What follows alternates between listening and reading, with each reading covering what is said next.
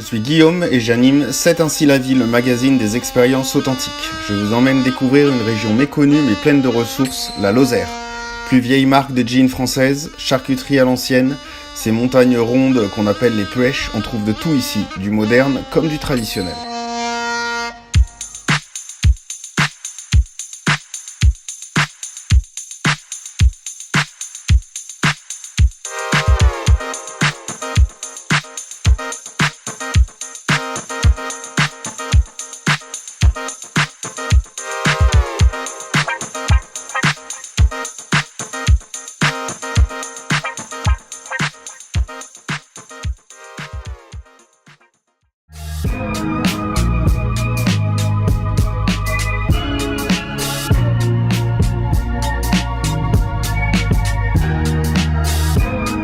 Donc on va au bureau de borne, donc on est au milieu de nulle part, on va goûter un aligot de compétition.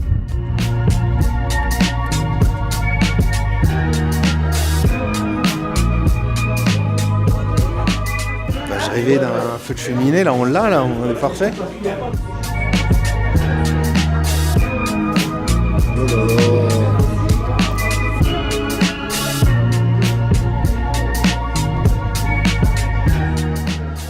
Un petit coup de ratafia sur la tarte aux pommes.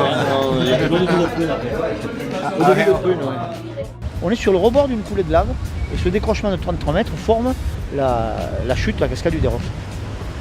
Le site est quand même grandiose, hein.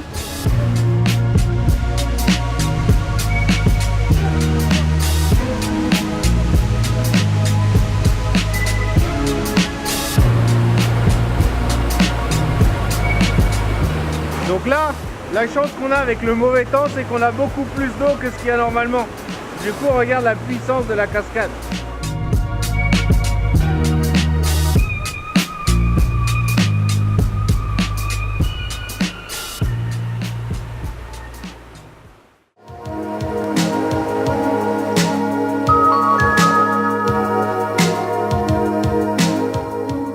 Avant le parc à loups, c'était un parc zoologique. Ça a été repris par le département depuis 1985 dans le but d'en faire un parc à loups. On est aujourd'hui à un peu plus de 80 loups de 5 sous-espèces différentes. Avec des loups de Pologne, après des loups de Sibérie, des loups du Canada, des loups de Mongolie et des loups de l'Arctique. Il n'y a qu'une seule espèce, c'est le loup.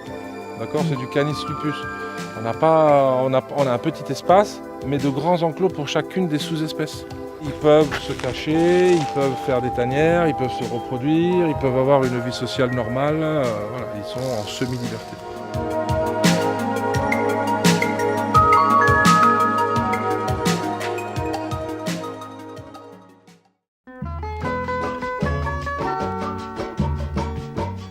E para quem não conhece Teresa Aragão, vou dizer apenas isto. L'intérêt d'une rando comme celle-là, c'est le contact avec le chien.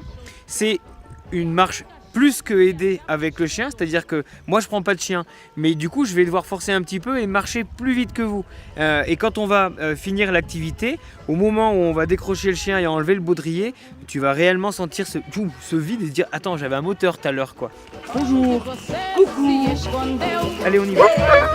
Ah.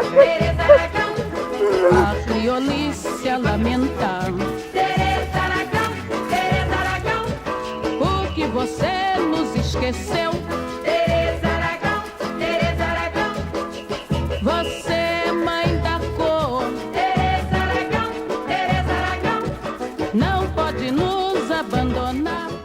Mais le paysage est hyper beau, je trouve. Ouais. En plus, on a les variations de lumière, on a la neige, on a le soleil qui pointe son nez, on a des sapins. Moi, je trouve ça agréable, pas un bruit.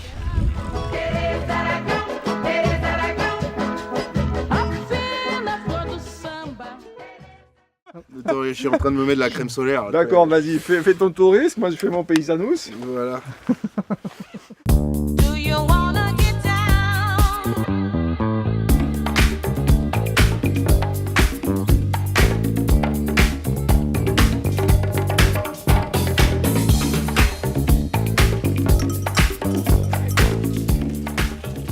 Mon projet, dès le départ, si tu veux, c'est de faire à la fois l'agriculture, mais surtout de le faire partager, quoi. C'est de faire apprendre comment on fait, comment on transforme et tout ça.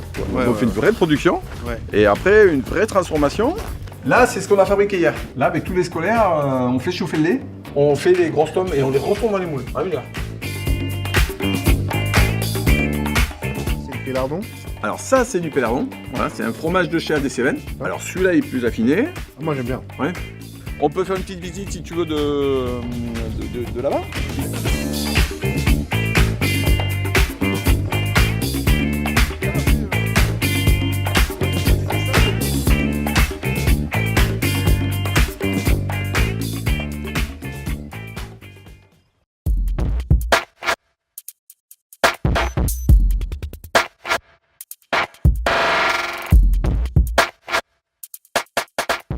Vous pouvez faire le relais?